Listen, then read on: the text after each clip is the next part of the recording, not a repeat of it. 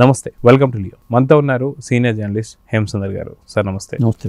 SSMB 29 లేదా వారణాసి లేదా గరుడ ఇలా ఎన్నో పేర్లు మనం వింటూ వస్తున్నాం. కానీ SSMB 29 వర్కింగ్ టైటిల్ అనేది అందరికీ తెలిసిందే. అయితే నవంబర్ 15వ తారీఖున ఒక చాలా భారీ పెద్ద ఈవెంట్ పెట్టబోతున్నారని చెప్పి ఇప్పటిదాకా ఎటువంటి అంటే అటు హాలీవుడ్ కావచ్చు, బాలీవుడ్ కావచ్చు, ఎవరు కూడా చేయని ప్రయత్నాన్ని రాజమౌళి గారు ఒక మార్కెటింగ్ స్ట్రాటజీ కింద తీసుకొస్తున్నారన్న సంగతి అయితే తెలుస్తుంది.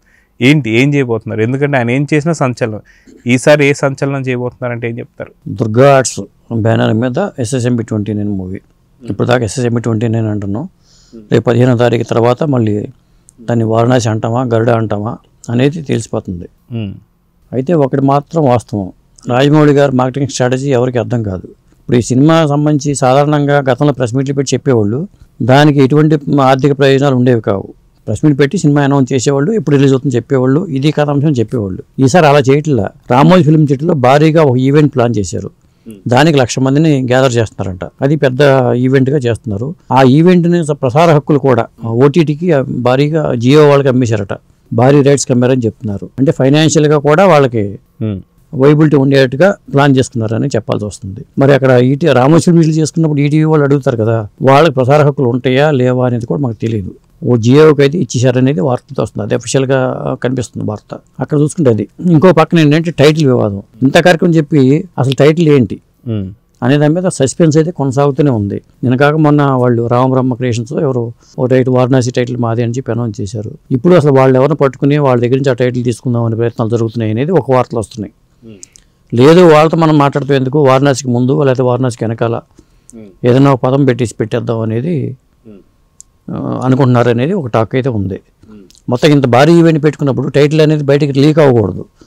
సాధారణంగా లీక్ అయినప్పుడు థ్రిల్ ఏముంటుంది, ఇంకా అదొక అంశం అండి. సో అదే కాకుండా మనం చూసుకుంటే ఈ యొక్క సినిమాకి SSMB 29కి గ్లోబల్ సినిమా కింద ఇది రాబోతుంది. ఇప్పుడు పాన్ ఇండియా చూసాం, అది పాన్ వరల్డ్ సినిమా కింద రాబోతున్న సంగతి తెలిసిందే.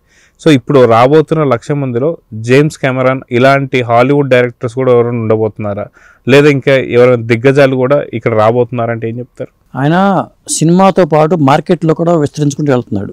రాజమౌళి గారి ఆలోచన ఎట్లా ఉందంటే, సినిమా తీయటం మీద ఫోకస్ పెట్టడం ఒకటి, సినిమా మార్కెటింగ్ని ఎలా చేయాలి, జనంలో ఎలా తీసుకెళ్ళాలి సినిమా మాధ్యమాన్ని అనేది ఆయనకి బాగా తెలుసు.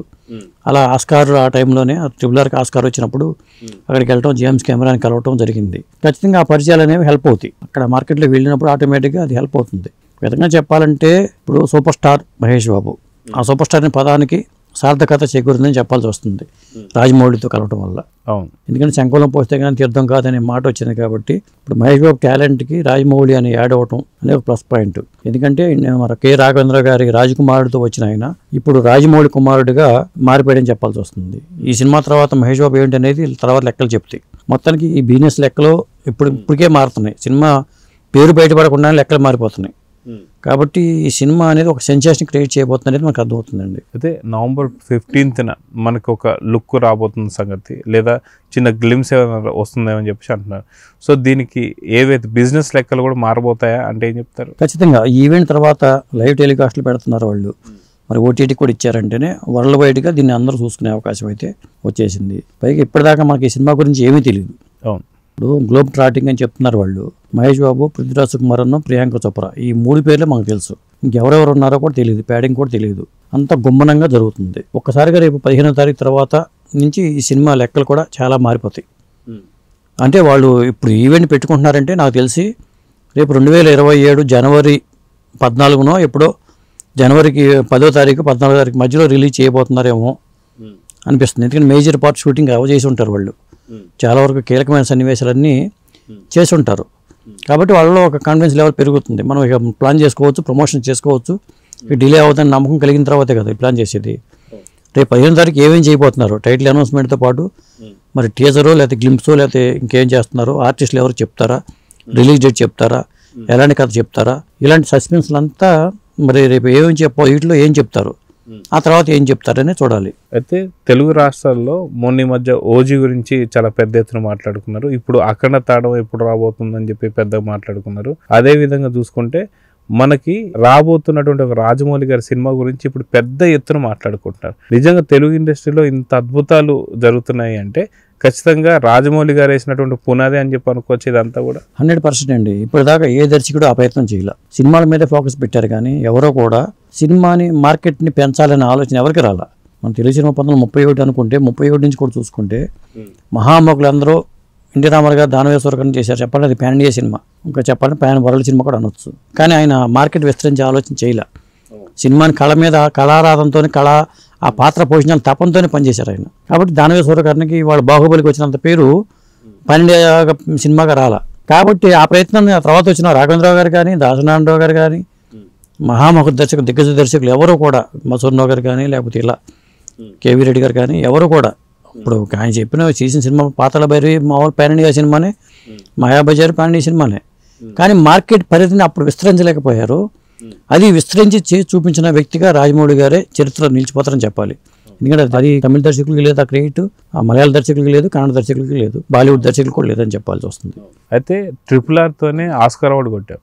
ఇంకే అవార్డు మిగిలి ఉందని చెప్పి SSMB 29 వస్తుంది అంటే ఏం చెప్తారు? అంటే ఆస్కార్ అనేది ఒక అవార్డుతో కాదు కదా. ఇప్పుడు ఒక సినిమాకి 10 ఆస్కార్లు రావచ్చు, ఒకే సినిమాకి 6 ఆస్కార్లు రావచ్చు. మొత్తానికి అవార్డుల కోసం సినిమాలు తీస్తారు అనుకోవట్లా. సినిమా తీసిన తర్వాత ఆస్కార్ అవార్డులు వస్తే అది అదృష్టం అని చెప్పాలి. అవార్డుల కోసం సినిమా తీస్తే అది పారాసైట్ లాగా మళ్ళీ దాన్ని ఇంకో కోణంలో చూడాల్సి వస్తుంది. ఈయన సినిమాని హిట్ చేసుకుంటున్నారు, వరుసపెట్టి హిట్లు ఇస్తున్నారు కాబట్టి ఈయన సినిమాని మంచి అవుట్పుట్ తీసుకొస్తున్నారు, మంచి డబ్బులు రాబడుతున్నారు నిర్మాతలకి.